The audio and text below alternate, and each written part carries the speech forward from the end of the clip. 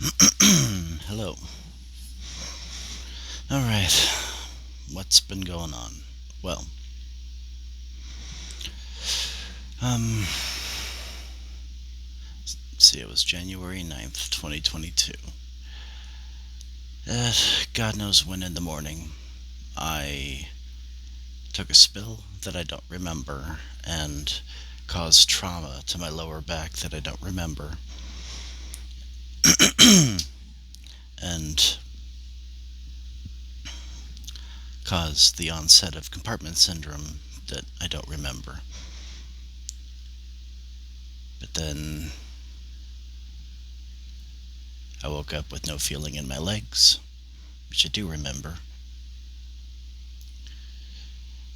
And needed to be taken out of my parents' basement by a team of um, emergency ambulatory people, EMTs, that I barely remember.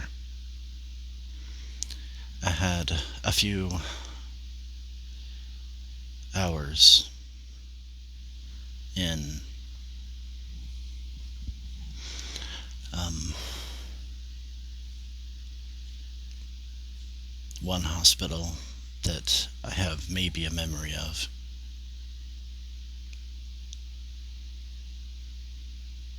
And then I don't think I blacked out due to pain or medication. I think it was sheer dread, actually. So I don't remember going to the second hospital. I don't remember being in the second hospital. I had bits and pieces of memory.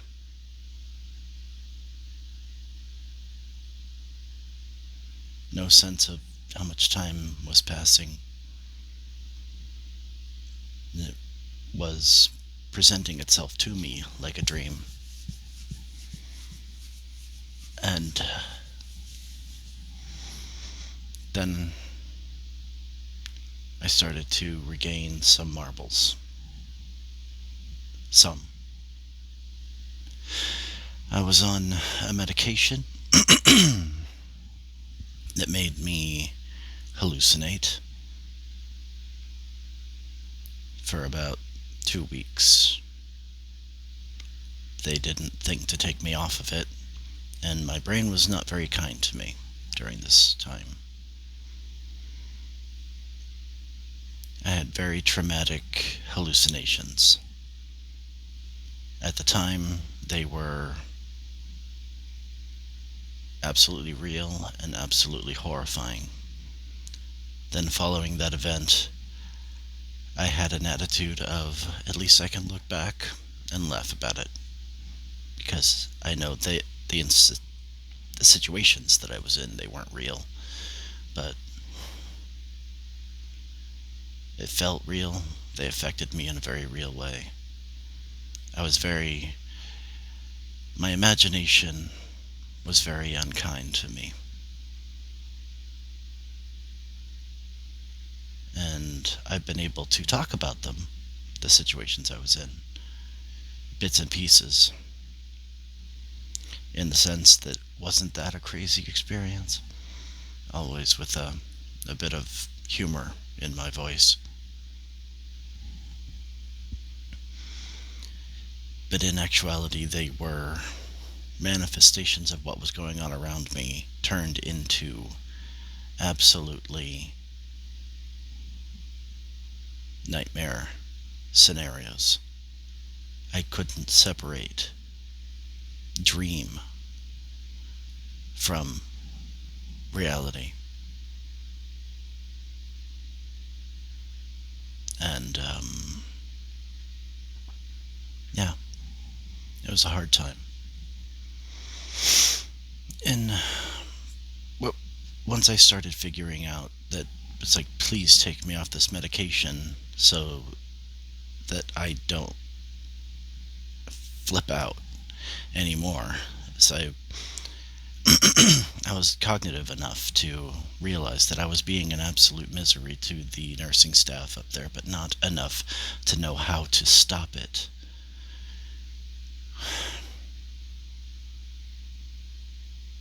I told them to stop giving me that medication. Within 3 days, I was better. I was back to being me. I was sleeping. I knew I was sleeping because then I was waking up and I wasn't still sleeping. I wasn't still dreaming. I wasn't hallucinating. I wasn't freaking out on people anymore. Um, After a while like that, I was sent to a physical rehab facility, and there for the most part, I had my marbles back, but and I was, what we'll say, at the very bottom, the bottom of the bottom. So there was nowhere to look but up, and there was nothing to work on except getting back up. So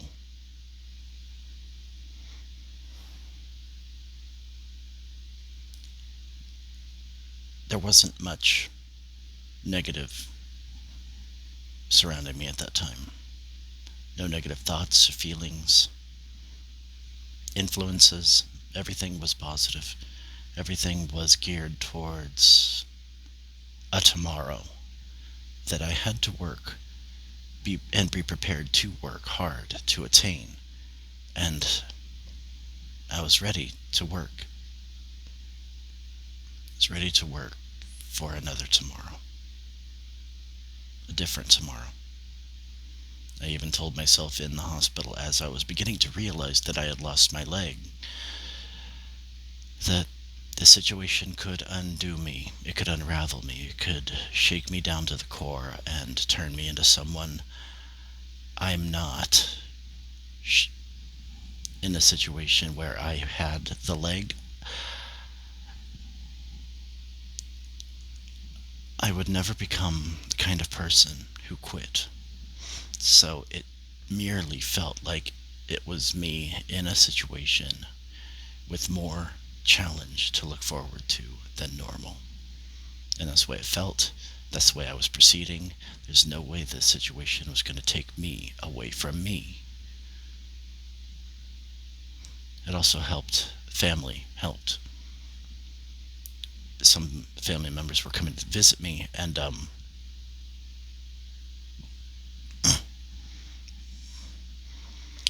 yeah,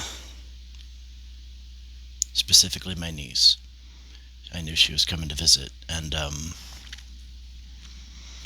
yeah, for the first time in weeks, I thought, I have to look at myself in the mirror. And all of this, my hair was dark brown. My whiskers were dark brown.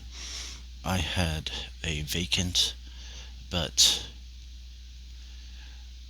born yesterday look in my eye. I wasn't there. And I could tell I wasn't there. And I could tell that I had not smiled in a week of days. And I stood there in the mirror, getting ready to shave, get cleaned up, realizing and practicing smiling in the mirror. And let's just say I did not want my niece to think that this situation had stolen my smile. And I never stopped smiling since. And in a way, she kind of saved my life. I didn't want anyone to look at me like someone who was giving up, someone who was quitting. And you need those people and the desire to have them not look at you like that Some people don't have that, and I'm aware of that. Very aware. It's very difficult. Some people can look in the mirror and see someone who's given up and not care, but they can't look at someone they love and be as content with being seen as someone who has given up. And that's what keeps them going, and that's what kept me going. So,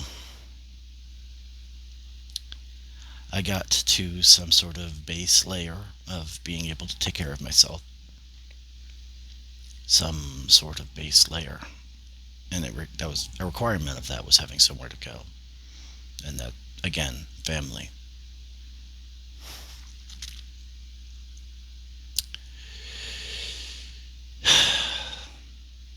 But my situation was also turning my family into people that they weren't normally. My mom was more patient. She would listen. She would, what's the word? She would humor me and my whims a bit more. Let's just say since then, those days are gone. She's back to being the person that she was before, unfortunately. I didn't notice a change in my dad. Honestly, I respect it because I know that we are very stoic individuals. Very stoic. May look at us and think that we are emotionless. It's just that we feel things so intensely. And in a situation whose intensity is much more than the normal would absolutely obliterate us as human beings. So we have to take them in bite-sized chunks. And yeah, so I've been taking my situation in bite-sized chunks. People think I'm good when I'm not around people. I wasn't as good.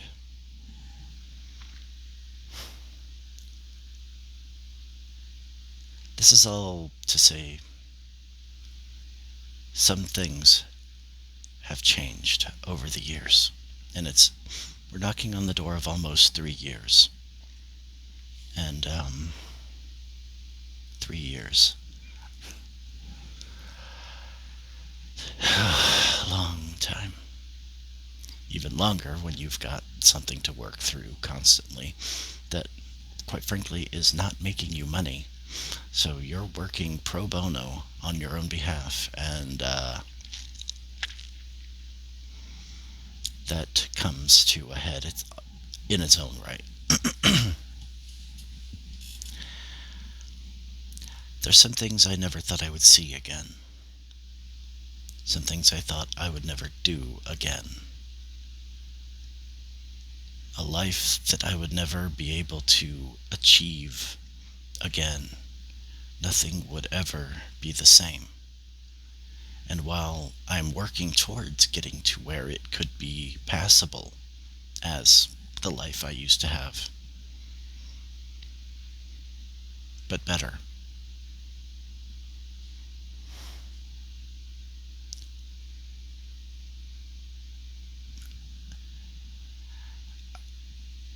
I've all but succeeded. Now, I'm not in my leg today. I plan on getting into it because I want to get out of this house. But even that, the desire for the weekend, I never thought I would feel that again. Having a job, I never thought I would feel that again. Having 2 jobs, I never thought I'd feel that again.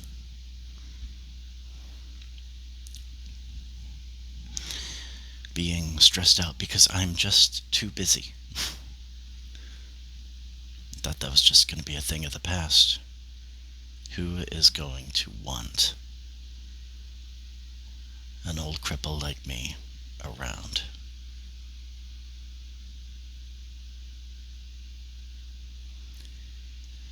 And anytime a thought like that came into my head, I had to push it out forcibly. A, because it's unproductive. And if it's not productive, it's not going to get you to where you want to be.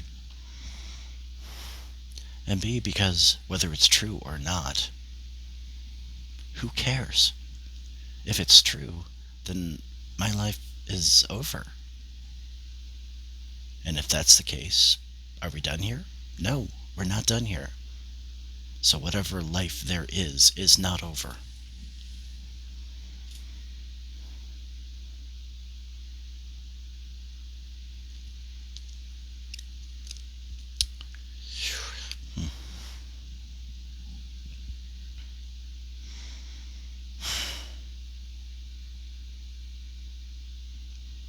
So where am I now?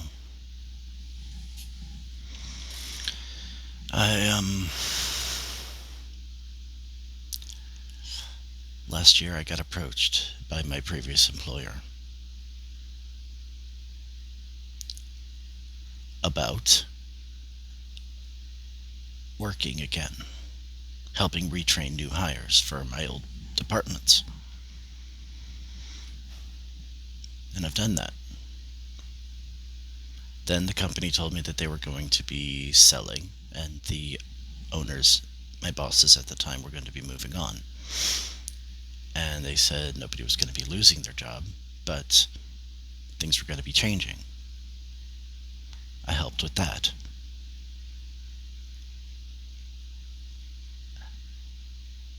I was approached, well, let's approach the story a little bit.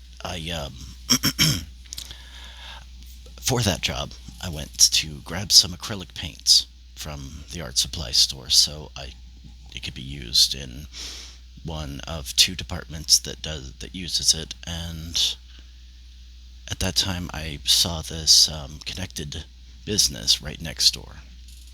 It was an event space, and I popped in because I'm always planning something, always planning some mischief and some get-together.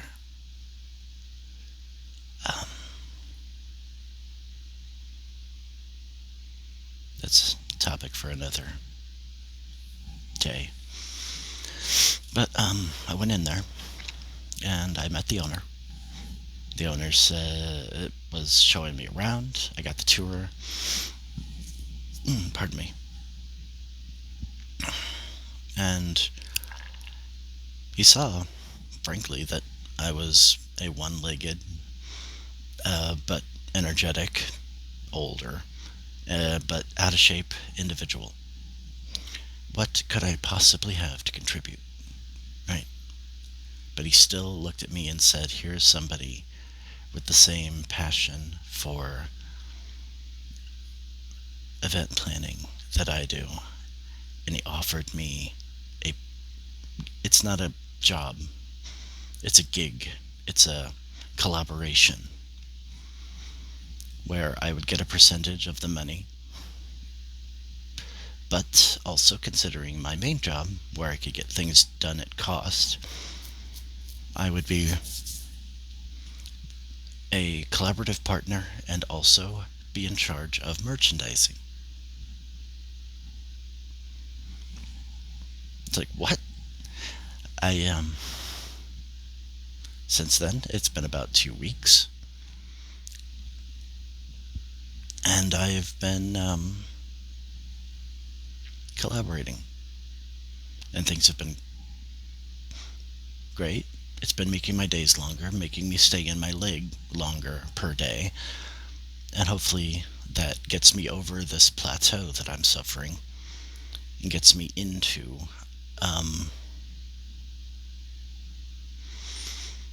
full-time work at my main job. And then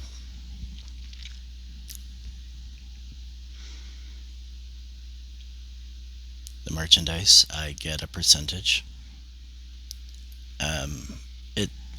The merchandise gets made, purchased and made on my dime. So I'm investing in myself. It's the first time I've ever worked for myself. Um, and working merchandising, it's an investment in myself that um, doing the Excel spreadsheet on it, because I get things done at cost because of where I work, is going to be very profitable for me. So, I um,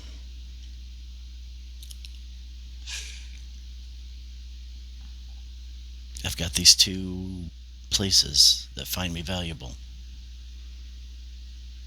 I'm so busy that, well, I'm looking forward to the weekend again. And here we are. I'm on a Saturday. I'm getting my laundry done. I'm going to throw the leg on and go do something tonight that does not involve alcohol, of course. And I'm going to live. Monday Monkey lives for the weekend, as they say. Nobody says that. It's a Futurama quote, but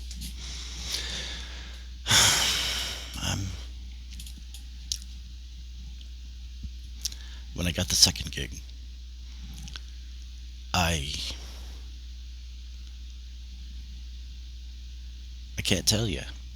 I can't tell you how happy it made me. I don't know where it's going to go, but I'm here. I'm going to do it. Crunching the numbers, this place has so much growth potential. And well,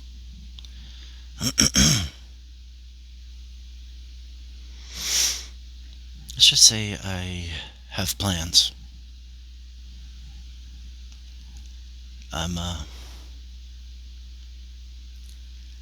When they get their full food and alcohol license, and they're very aware that I am a non-drinker who continues to stay the course on not drinking. But it's the food that I'm more interested in, because when that happens, I have another investment in mind into an espresso machine. Then I'm going to learn how to operate an espresso machine, and I am going to come up with my own sign. I'm going to host my own events that are going to benefit me and the event space. And I'm looking into the company's role as a possible, what is that called? When you give someone money towards an event that gets a lot of attention. He's going to be a sponsor for local events. And get the name out there. Get it out into the community. Grow.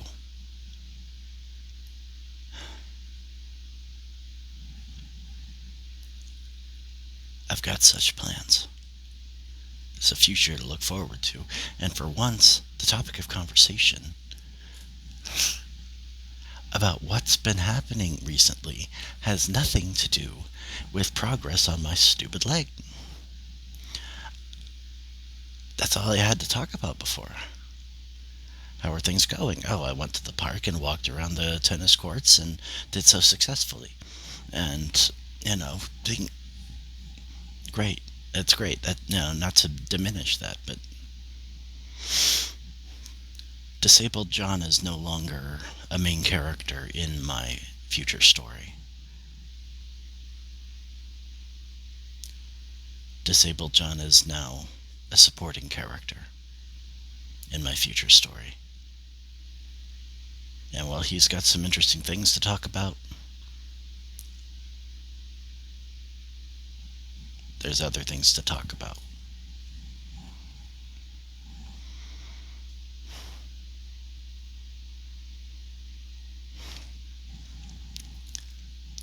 am so looking forward to the future. I never gave up on the future. But to get to the point where I'm actually looking forward to it,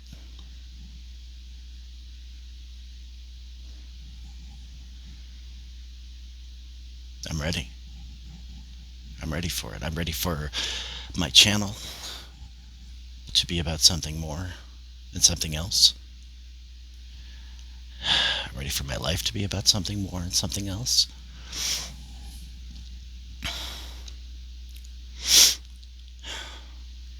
When people think of John, I want them to think about the guy who can get you the hookups at this one place, and I'm not yet to the point where, hey, we're going to go play volleyball. Don't forget to invite John. Or we're going to play pickleball or squash or tennis or something. Ooh, John loves doing that. Invite him. I'm not there yet. But I am to where if my name is on your lips, it's not because we're talking about his disability or someone else's disability or support or lifting someone up from the depths anymore. It's about if you're feeling down, John is the story people want to tell. If you're feeling, if you have an event coming up but you don't have a place for it, John's the name on the tip of your tongue. You gotta plan a birthday, but you don't have any ideas?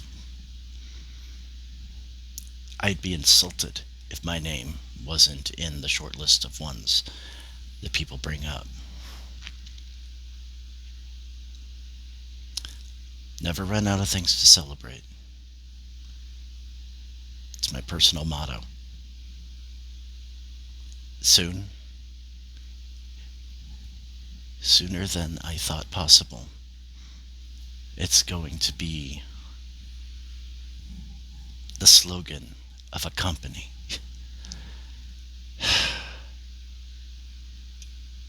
We're getting there. We're going to get there. And I can see it. And now I have available to me an opportunity that will make it more possible sooner than once thought, than once anticipated, I should say.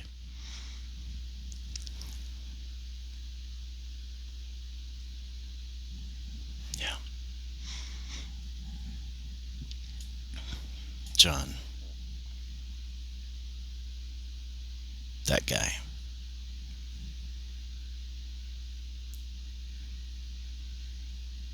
He's the one you should talk to about something great now.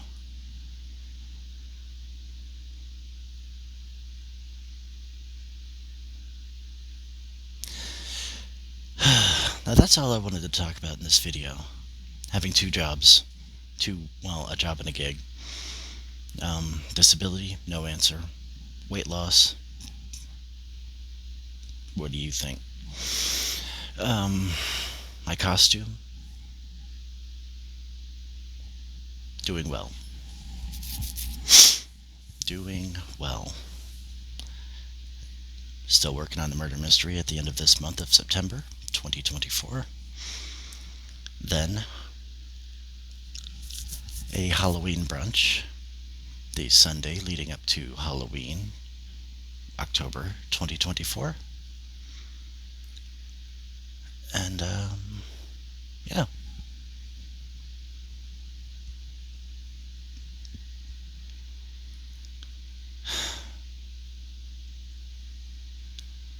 It's not just getting back to life as it was before. It's better than it was before. Yeah, the sheer cumulative value of the life that I drank away. Where I am right now is nothing short of a miracle.